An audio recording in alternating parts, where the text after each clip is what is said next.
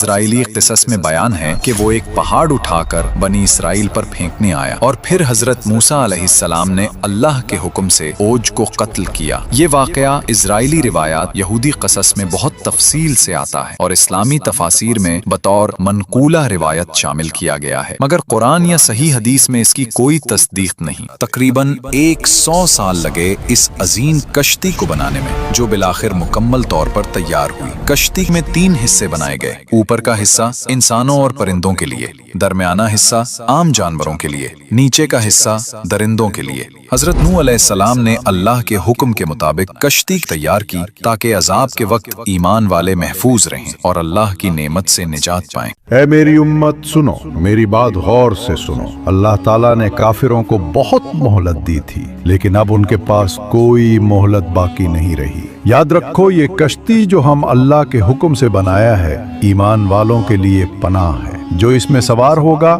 وہی زندہ بچے گا، اور جو سوار نہ ہوا وہ ڈوب جائے گا۔ تم جان لو، جب بڑی نشانی ظاہر ہوگی اور اس تندور سے پانی نکلے گا تو وہی وقت ہوگا عذاب کے آغاز کا، بس فوراً اس کشتی میں سوار ہو جانا، کیونکہ پھر اللہ کا عذاب شروع ہوگا اور اللہ کے کرم سے ایمان والے بچا لیے جائیں گے۔ اور پھر وہ دن آ پہنچا جس کا وعدہ کیا گیا تھا۔ گاؤں کے ایک پرانے تندور سے اچانک پانی ابلنے لگا۔ لوگ گھبراہٹ میں ایک دوسرے کو دیکھنے لگے، ان کے چہروں پر خوف اور حیرت چھا گیا۔ وہ پکارنے لگے، ہائے غضب! یہ وہی نشانی ہے جس کا نوح ہمیں بتاتا رہا تھا۔ سب لوگ جلدی بھاگو، نوح کی کشتی کی طرف دوڑو، اللہ کا عذاب آ رہا ہے۔ اور یوں گاؤں میں شور مچ گیا۔ لوگ ایک دوسرے کو دھکیلتے ہوئے بھاگے اور چیخنے لگے، دوڑو، نوح کی کشتی کی طرف دوڑو، اللہ کا عذاب آ گیا ہے۔ پھر اللہ کے حکم سے ہر جانور کی نر و مادہ جوڑی حضرت نوح علیہ السلام کی کشتی میں آ گئی۔ گویا فطرت نے خود رب کا حکم مان لیا۔ پھر آسمان سیاہ ہونے لگا، بادل گرجنے لگے اور موسلا دھار بارش برسنے لگی۔ زمین کے شگافوں سے بھی پانی ابلنے لگا۔ یوں لگتا تھا جیسے آسمان اور زمین دونوں مل کر پانی برسا رہے ہو۔ پانی تیزی سے بلونڈ ہونے لگا، کچے گھر اور گلیاں سب ڈوبنے لگی، اور پھر وہ عظیم کشتی نمایاں کھڑی تھی جسے برسوں کی محنت سے تیار کیا گیا تھا۔ نوح کے ماننے والے ان کے پیچھے پیچھے کشتی کی سیڑھیوں پر چڑھنے لگے۔ ان کے قدم جلدی جلدی بڑھ رہے تھے، ان کے ہونٹوں پر دعائیں تھیں اور دلوں میں خوف بھی اور یقین بھی۔ اور جب پانی ہر طرف پھیل گیا تو نوح کے ساتھ ہی اس کشتی میں سوار ہو گئے۔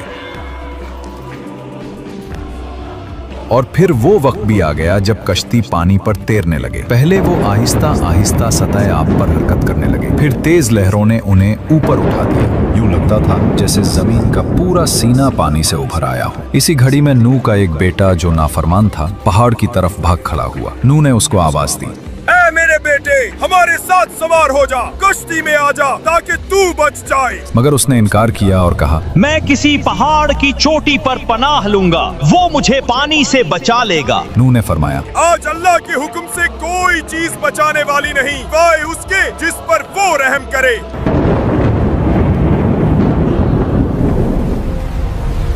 اتنے میں ایک بڑی لہر آئی، وہ پہاڑ کی چوٹی کو بھی ڈھانپ گئی اور وہ نافرمان بیٹا اس موج میں بہہ گیا۔ نوح علیہ السلام کا دل ٹوٹ گیا، مگر اللہ کا فیصلہ اٹل تھا۔ اسرائیلی روایات کے مطابق اوج بن انق اس پانی میں کھڑا رہا۔ وہ کشتی اللہ کے حکم سے پہاڑوں کے درمیان سے گزرتی ہوئی اس مقام تک پہنچی جہاں آج بیت اللہ ہی۔ روایات کہتی ہیں اس نے کعبہ کا طواف بھی کیا۔ گویا توحید کا یہ پیغام پانیوں پر تیرتا ہوا عزل کے گھر کے گرد چکر لگا رہا تھا، وہی مقام جہاں صدیوں بعد ابراہیم علیہ السلام کو کعبہ اٹھانے کا حکم ملے گا۔ اور پھر اللہ نے زمین کو حکم دیا، پانی نگل لے، آسمان رک جا، اور کشتی جودی پہاڑ پر ٹھہر گئی۔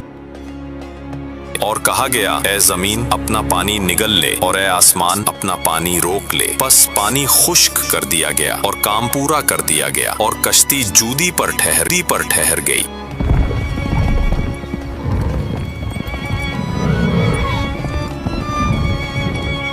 حضرت نوح علیہ السلام اور مومنین شکرانے کے سجدے میں جھک گئے ہیں۔ سبحان اللہ، یہ تیرے وعدے کی سچائی ہے اے میرے رب۔ الحمدللہ، رب العالمین کا شکر ہے کہ اس نے ہمیں محفوظ رکھا۔ اب وقت ہے جاننے کا کہ زمین پر پانی کتنا کم ہوا ہے۔ حضرت نوح علیہ السلام نے ایک کوے سے فرمایا، اے کوے، جا زمین کی طرف دیکھ اور خبر لا۔ कौवा उड़ा मगर वो वापस ना आया। वो मुर्दार पर जा बैठा, जमीन की खबर न ला सका। फिर हजरत नूह अलैहिस्सलाम ने एक कबूतर से फरमाया, ए कबूतर तू जा और देख कि जमीन खुश्क हुई या नहीं।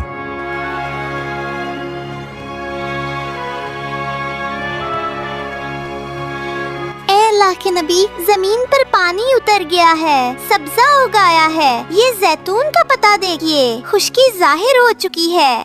ये थी वो खुशखबरी जो अल्लाह ने अपने नबी को दी। जमीन ने जिंदगी का सांस लिया, पानी नीचे चला गया और अल्लाह की रहमत ने एक नई इब्तदा का ऐलान किया। या अल्लाह, ऐ सबसे बड़ा मुहसिन, तूने अपनी रहमत से हमें इस हौलनाक तूफान से निजात दी। तूने जमीन को नई जिंदगी अता की और हमें इस पर बसने का मौका दिया। बेशक सारी तारीफें तेरे ही लिए हैं। जब हजरत नूह अलैहिस्सलाम ने कव्वे को रवाना किया, वो मुर्दार पर जा बैठा और लौटकर कोई खबर न लाया। इसी नाफरमानी और बेवफाई की वजह से कव्वा आज तक इंसानों से दूर और अजनबी सा रहता है। वो कभी वफादार परिंदों में शुमार ना हो सका। लेकिन जब कबूतर को भेजा गया, वो खुशखबरी लेकर लौटा, जैतून का पता चौंच में लिए, अमन और उम्मीद का पैगाम बनकर। इसीलिए कबूतर को हमेशा से मोहब्बत, वफादारी और अमन का निशान माना गया है। इंसानों ने इसे अपना करीब तरीन साथी समझा और कबूतर का जिक्र हर दौर में सुकून, सफाई और अमन के इस्तिआरे के तौर पर किया जाने लगा। ए ईमान वालो, अपने रब अल्लाह का शुक्र अदा करो जिसने हमें अपनी बेपाया रहमत से उस अजीम तूफान की हलाकत से बचाया और जालिम काफिरों से निजात दी। आज जमीन पर जिंदगी का एक नया आगाज हो रहा है,